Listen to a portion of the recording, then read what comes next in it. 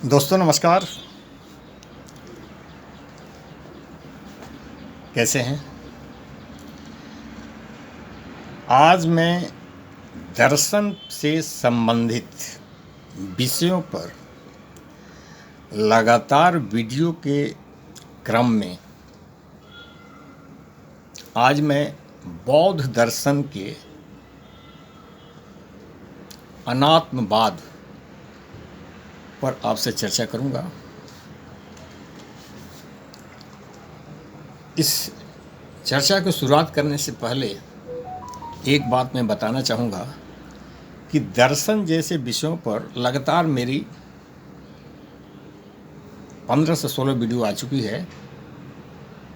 दर्शन के विद्यार्थियों से और दर्शन से प्रेम करने वाले लोगों से या जो चाहने वाले लोग हैं उनसे मेरा निवेदन है कि लिंक पर जाके पिछले सारे वीडियो को देखें और अपना कमेंट्स दें, इससे लाभ उठाएं। और वर्तमान वीडियो को देखने के बाद भी चैनल्स को सब्सक्राइब ज़रूर करेंगे, वीडियो को लाइक एंड शेयर करें अगर पसंद आए तो, सो दैट कि उनको अगले वीडियो का नोटिफिकेशन मिल सके। चलिए मैं शुरू करता हूँ। बौद्ध दर्शन जो भारतीय दर्शनों में बहुत ऊंचा स्थान रखता है, परंतु इसका कैटेगराइजेशन भारतीय दर्शनों में नास्तिक दर्शन के अंतर्गत है। कारण यह वेदों की प्रामाणिकता को स्वीकार नहीं करता है और ईश्वर की उपस्थिति को भी ये स्वीकार नहीं करता है। इसके पहले मेरा बौद्ध दर्शन पर एक वीडियो आया है, इसको प्लीज़ देखेंगे। अभी मैं कंसाइज करूँगा बौद्ध दर्शन के अनात्मवाद पर। अनात्मवाद क्या है? आत्मा के अस्तित्व को स्वीकार नहीं करना, और आत्मवाद आत्मा के अस्तित्व को स्वीकार करना। अब प्रश्न यह उठता है कि मनुष्य के जीवन में आत्मा तो है, आत्मा मीन्स चेतनता, बाहरी अनुभवों को जिसकी अनुभूति जिसके द्वारा होती है, सुख दुख की या अन्य प्रकार की संवेदनाओं की अनुभूति जिसके द्वारा होती है, वह आत्मा है। और उसको चेतनता भी, चेतन भी कहा गया है, चेतना भी कहा गया है। अब प्रश्न उठता है कि चेतना और आत्मा मनुष्य जीवन के साथ उसके जीवित अवस्था से ही संबंध रखती है, चाहे वो दर्शन कोई भी हो। मैं बता दूं कि भारतीय दर्शनों में संपूर्ण खड दर्शन, इन दर्शनों ने आत्मा के अस्तित्व को स्वीकार किया है। सांख्य, योग, वैशेषिक, न्याय, मीमांसा और वेदांती सभी दर्शनों ने आत्मा के अस्तित्व को स्वीकार किया है। मतलब शरीर की अनुपस्थिति के बाद भी आत्मा के स्वतंत्र अस्तित्व को स्वीकार किया है। गौर करेंगे, बहुत बारीक बातें हैं।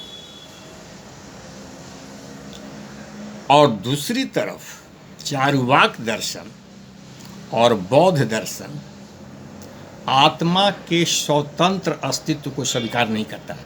ये जितनी भी बातें मैं कह रहा हूँ, स्वतंत्र या अस्वतंत्र आत्मा की स्वीकार्यता मनुष्य के जीवन के न रहने पर है। मनुष्य जीवित है, उसके साथ आत्मा और चेतनता वर्तमान है। तो ये खड दर्शन आदमी के जीवन के न रहने पर आत्मा के स्वतंत्र अस्तित्व को स्वीकार करते हैं। आत्मा अजर अमर है और मनुष्य जीवन की समाप्ति के बाद आत्मा स्वतः और अविलंब किसी नए शरीर में प्रवेश कर जाती है। इस सिद्धांत की पुष्टि खड़ दर्शनों के इस सिद्धांत की पुष्टि गीता में भी की गई है, और गीता भी यही बात कहता है कि आत्मा अमर है, अजर है, इसके न इसको विनाश किया जा सकता है, न इसका निर्माण किया जा सकता है। यह विभिन्न रूपों में परिवर्तित होते रहती है।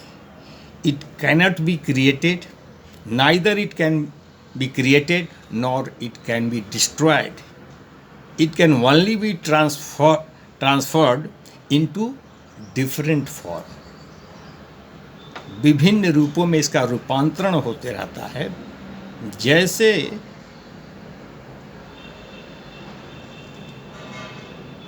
पुराने शरीर के समाप्त होने के बाद नए वस्त्र धारण करने की स्थिति के संबंध में बताया गया कि आत्मा एक शरीर से दूसरे शरीर में चली जाती है।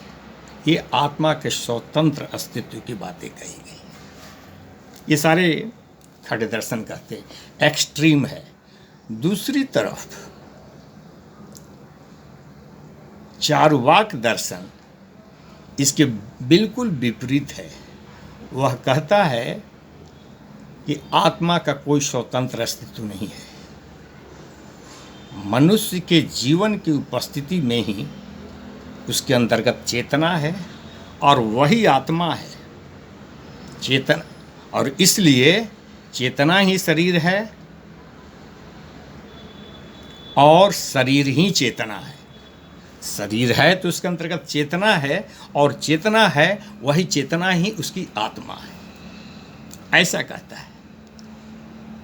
शरीर के समाप्त होते ही, मनुष्य जीवन के समाप्त होते ही उसकी चेतना समाप्त हो जाती है, उसकी चेतनता समाप्त हो जाती है,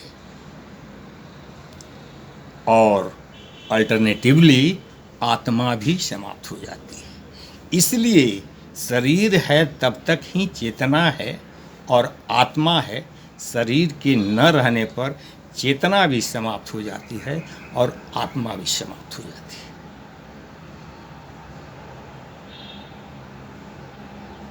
वह कहता है एक जगह के वर्णन में कि चेतना और आत्मा की स्थिति वही है जैसे कंप्यूटर के विभिन्न एसेसरीज को असेंबल करने के बाद संपूर्ण कंप्यूटर का जब निर्माण हो जाता है तो कंप्यूटर अपने कार्य प्रणाली के अंतर्गत विभिन्न कार्य करने लगता है। वो हंसता भी है, बोलता भी है, रोता भी है, गाता भी है, और बहुत प्रकार की गणना की प्रक्रिया भी करता है। यह उसके अंतर की चेतनता बताती है। वह चेतन है। संपूर्ण सर्वांगीण असेंबली के बाद संपूर्ण कंप्यूटर का शरीर जो बन गया वह चेतन हो गया। उसके अंदर आत्मा है, वो सारी ये काम कर रही। अब अगर कोई उसी कंप्यूटर को डिसेंबल करके भीतर घुसे और देखने की कोशिश करे कि वह चेतना कहाँ है, वह आत्मा कहाँ है जो हंस रही थी, बोल रही थी, रो रही थी, गणना कर रही थी, यह खोजने की प्रक्रिया में उसको कुछ नहीं मिलेगा। जब वह संपूर्ण है तो वह सब कुछ है। डिसेंबल कर दिया, सब कुछ समाप्त हो गया। ठीक वैसे ही मनुष्य जीवन की संपूर्ण उपस्थिति में सारी चेतना काम करती है, उसकी आत्मा काम करती है, सारी अनुभूतियों को ग्रहण करती है, सुख दुख, हंसना बोलना रोना, सारे विचार भावनाएं सब कुछ। परंतु जिस दिन मनुष्य नहीं रहा, मृत्यु को प्राप्त हो गया, तो उसके शरीर का विच्छेदन करके अगर आप चाहें कि हम अंगों में जाएं और पता करेंगे कहाँ कौन सी अंग में वह चेतना थी, वह आत्मा थी जो दुखों का और सुखों का अनुभव कर रही थी, हंस रही थी, बोल रही थी, विचार कर रही थी, अच्छे बुरे विचार, आपको कुछ नहीं मिलेगा। इसलिए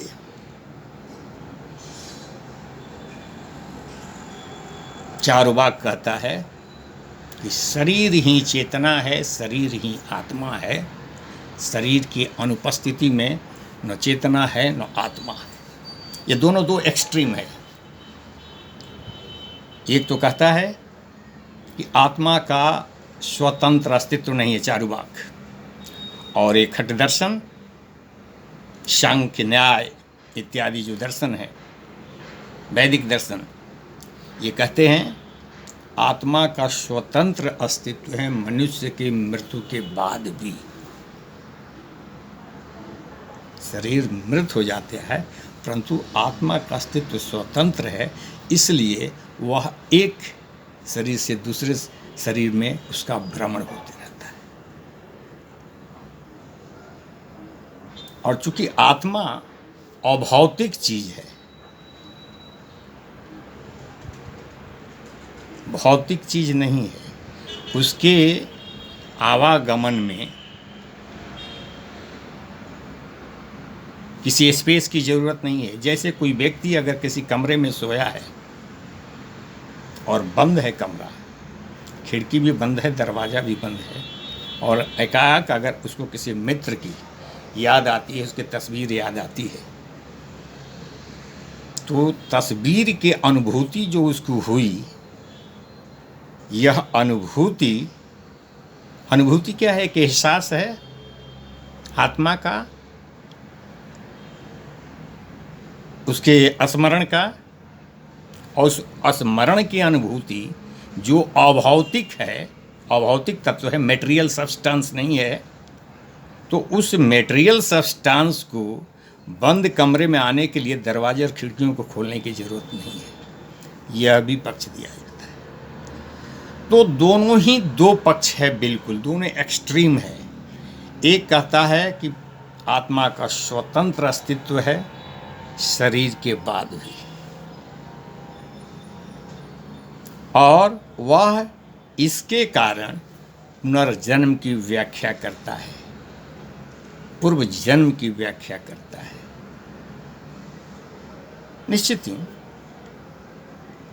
आत्मा अगर उपस्थित है, आत्मा का अगर स्वतंत्र अस्तित्व है, तो पूर्व जन्म और पुनर्जन्म की व्याख्या समझ में आती है।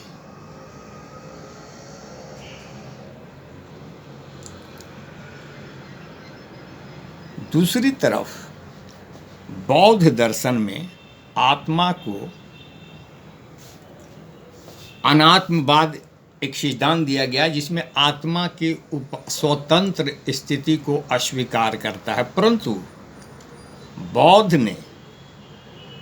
बुद्ध जो इसके प्रणेता थे, आत्मा के संबंध में मिडिल मार्ग अपनाते हैं, बैलेंस्ड वे। ये दोनों एक्सट्रीम से बचते हैं। आत्मा निश्चित रूप से बहुत ही गहराई और बहुत चिंतन का सब्जेक्ट है और विचारणीय प्रश्न है, और लंबे समय से इस पर व्याख्यान होते रहे हैं और कोई निश्चित निष्कर्ष पर नहीं पहुंचा जा सका है। अलग अलग वेदांतर और अलग अलग दर्शन के विद्वान अलग अलग ढंग से इसकी व्याख्या करते हैं। तो बौद्ध धर्म क्या कहता है? इसे दोनों एक्सट्रीम के बीच का रास्ता अख्तियार करता है, और वह कहता है कि आत्मा का स्वतंत्र अस्तित्व नहीं है और आत्मा का स्वतंत्र अस्तित्व है, ऐसा नहीं कहता। वह कहता है चूंकि बौद्ध दर्शन में इस जगत को ही क्षणभंगुर माना गया है, अस्थायी माना गया है, परिवर्तनशील माना गया है, और परिवर्तन ही इस जगत का नियम है, ऐसा माना गया है। कोई भी चीज़ स्थिर नहीं है, पल पल हर चीज़ बदल रही है। तो अगर शरीर परिवर्तनशील है तो इसके अंदर उपस्थित आत्मा कैसे अमर हो सकती है? जैसा कि अन्य दर्शनों में कहा गया है, आत्मा कैसे अमर हो सकती है? इसलिए इन्होंने मिडिल का मार्ग अपनाया, और मिडिल के मार्ग में इन्होंने आत्मा के विषय में जो व्याख्या की वह उन्होंने बताया कि यह शरीर जिसको रूप कहते हैं, रूप जो है इस शरीर को प्रतिनिधित्व करता है, और मन जो है नाम को प्रतिनिधित्व करता है, अब विज्ञान चेतना का प्रतिनिधित्व करता है। इस तीनों का सतत प्रवाह ही, इन तीनों का सतत प्रवाह ही आत्मा है। जैसे नाम रूपक आत्मा, हर व्यक्ति की अलग अलग आत्मा है। राम की आत्मा, श्याम की आत्मा, राधा की आत्मा, इस टाइप से नाम रूपक आत्मा। तो नाम जो है मन से, हर व्यक्ति का मन अलग अलग है, और मन ही वो आत्मा को प्रतिनिधित्व करता है, और रूप शरीर को प्रतिनिधित्व करता है, और विज्ञान चेतना को प्रतिनिधित्व करता है। यह बताता है कि उस अलग ढंग से 5 स्कंधों का समुच्चय ही आत्मा है। 5 स्कंध क्या है, इन्होंने कुछ दूसरे रूप से व्याख्या की है, सीधे सीधे हाँ और ना पर जा करके मिडिल मार्ग अपनाया है, और बताते हैं कि 5 स्कंधों का समुच्चय ही, मतलब समुच्चय मतलब जोड़ ही आत्मा है। वो पहला क्या है, रूप स्कंध। रूप स्कंध का मतलब शरीर। शरीर का निर्माण 5 तत्वों से हुआ है। शरीर का निर्माण 5 तत्वों से हुआ है। पृथ्वी, अग्नि, जल, वायु, इन सब चीज़ों से मिलकर शरीर का निर्माण हुआ है। वेदना, वेदना वही सुख और दुख और विभिन्न प्रकार के जो भावनाएं हैं। तो अगर शरीर है तो भावनाएं भी होगी, शरीर नहीं है तो भावनाएं नहीं होगी, और उसके मन है, उसके चेतना है, तो उसके अंदर सुख दुख भी होगा। संज्ञा स्कंध, संज्ञा स्कंध का मतलब नाम। संज्ञा का मतलब नाम होता है। अलग अलग नाम है तो अलग अलग संज्ञाएं हैं, और अलग अलग संज्ञाओं के अलग अलग रूप रंग होंगे, अलग अलग सुख दुख होंगे, अलग उसके नाम होंगे, और अलग नाम से व्यक्ति व्यक्ति का अलग अलग उसके आत्मा का स्वरूप हो सकता है, उसके अलग अलग हो सकते हैं। संस्कार, कर्म का अनुभव और स्मृति, अब विज्ञान मतलब वही चेतना। इन 5 का समुच्चय को वो आत्मा का रूप के रूप में मानते हैं। और ये 5 ही स्कंध नश्वर है, क्षणिक है, इसलिए आत्मा भी क्षणिक है, आत्मा भी अस्थायी है। इन्होंने ना स्थायी माना है, और न हाँ और ना बीच के रास्ता इन्होंने अख्तियार किया है। यह बताते हैं कि आत्मा जैसे दीपों का लौ, जो आप दीप का लौ जलते हुए देखते हैं, एक बड़ी सी लौ जल रही है, उस लौ में अनेकों, सैकड़ों, हजारों, अनेक लौ के समुच्चय से वह लौ का संपूर्ण रूप आपको दिखाई पड़ रहा है। उसमें पहला जलकर दूसरे को आगे करता है, दूसरा जलकर स्वतः समाप्त हो जाता है, तीसरे को आगे करता है, और तीसरा स्वतः समाप्त कर चौथे को आगे करता है, जो दिखाई नहीं पड़ता। वह इतनी सतत प्रक्रिया है लौ में, दीपक के लौ में, जो आपको दिखाई नहीं पड़ती है, और इसी को उन्होंने आत्मा माना है, जो आदमी को दिखाई नहीं पड़ता है। एक बार बौद्ध धर्म के एक भिक्षुक नागसेन के पास कोई राजा आए, और उन्होंने उस नागसेन से आत्मा के विषय में पूछा कि आत्मा क्या है, हमें बताएं। नागसेन ने राजा से पूछा कि पहले आप हमें ये बताएं, आप आए कैसे हैं। राजा ने बताया कि मैं रथ से आया हूँ। नागसेन ने पूछा कि रथ क्या है। रथ का चक्का को रथ कहते हैं, रथ के घोड़े को रथ कहते हैं, रथ के धुरी को रथ कहते हैं, या अन्य उसके पार्ट्स को रथ कहते हैं। निश्चित रूप से इसमें से कोई रथ नहीं है, संपूर्ण का योग ही रथ हुआ। वैसे ही उन्होंने बताया कि ये 5 स्कंध का जो नाम, अनुभूति, संज्ञा, संस्कार और विज्ञान, जिसको चेतना कहते हैं, इन सारे चीज़ों का सम्मिलित प्रयास ही आत्मा है। किसी एक को हटा देने से आत्मा नहीं रह जाएगी, सम्मिलित प्रयास है।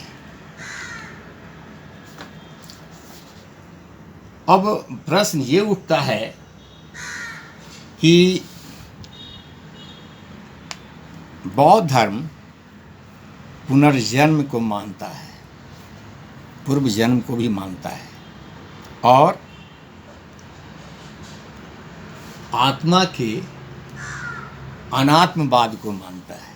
मतलब आत्मा के स्थिर स्वरूप को मानता ही नहीं है। फिर ये कंट्राडिक्शन हो गया कि जब अनात्मवाद की स्वीकृति देता है, आत्मा को मानता ही नहीं है पूर्ण रूप में, तो फिर पुनर्जन्म की बातें कैसे? ये बताते हैं कि बौद्ध धर्म में ये बताया गया है कि यहाँ जो भी चीज़ें हैं बिल्कुल अस्थिर है, प्रतिक्षण बदलने वाली है, क्षणभंगुर है। जैसे दीपक को उदाहरण में दिखाया गया, उसी टाइप से वह जन्म जो आप देखते हैं उसमें भी कुछ वैसी ही प्रक्रियाएं हैं।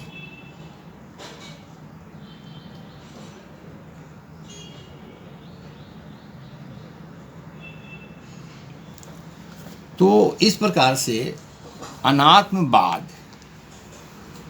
बीच के रास्ता को अख्तियार करता है। यह लंबे समय से आत्मा की अमरत्व, उसके स्वतंत्र अस्तित्व, उसके होने और न होने पर विवाद चलता रहा है। बीच बीच में बहुत ऐसी कहानियाँ सामने पेपरों में पढ़ने के लिए आ जाती है। बहुत सारे पिक्चरों में पूर्व जन्म की कहानियों पर आधारित लाखों करोड़ों में शायद एक ऐसी शायद पता चलती है। ये कहानियों पर निर्मित पिक्चरें हैं। जैसे एक पिक्चर थी सुनील दत्त और नूतन की मिलन, आप जरूर देखेंगे उस पिक्चर को। आज की पिक्चर देखना बहुत आसान है, आप अपने नेट पर भी देख सकते हैं। उसमें इस चीज़ को बहुत गहराई से दिखाया गया है। तो अगर फिल्मों में पुनर्जन्म की कहानियाँ दिखाई गई है और अगर वह सत्य है, तो पुनर्जन्म की संकल्पना को बहुत ही मजबूती प्रदान करता है।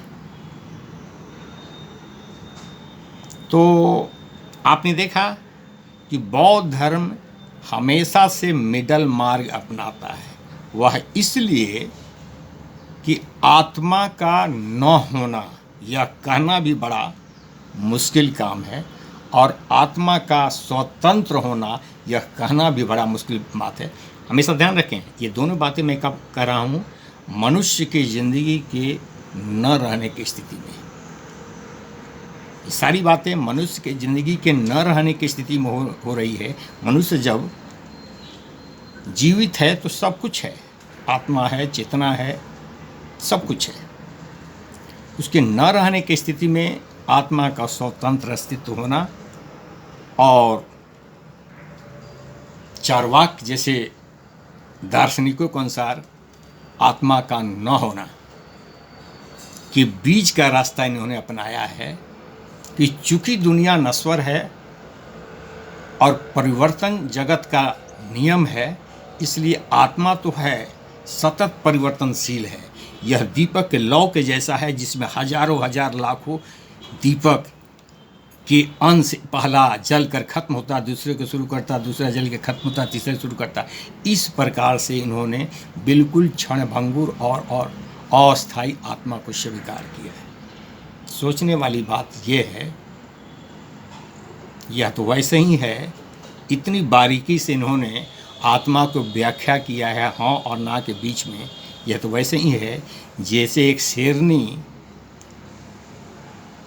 अपने बच्चों के अपने तीक्ष्ण दांतों से पकड़कर कहीं ले जाती है, इस अंदाज में भी कि उस दांतों से उसको कोई नुकसान ना हो और उसका काम भी हो जाए।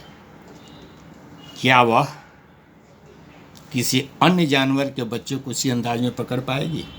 ये मिडिल मार्ग है। उम्मीद करता हूँ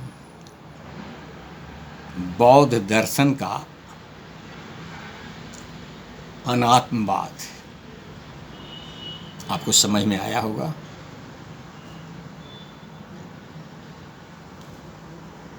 अगर वीडियो पसंद आया हो तो लाइक एंड शेयर करना ना भूलेंगे। चैनल को सब्सक्राइब करें। पुनः अगले वीडियो में थैंक यू।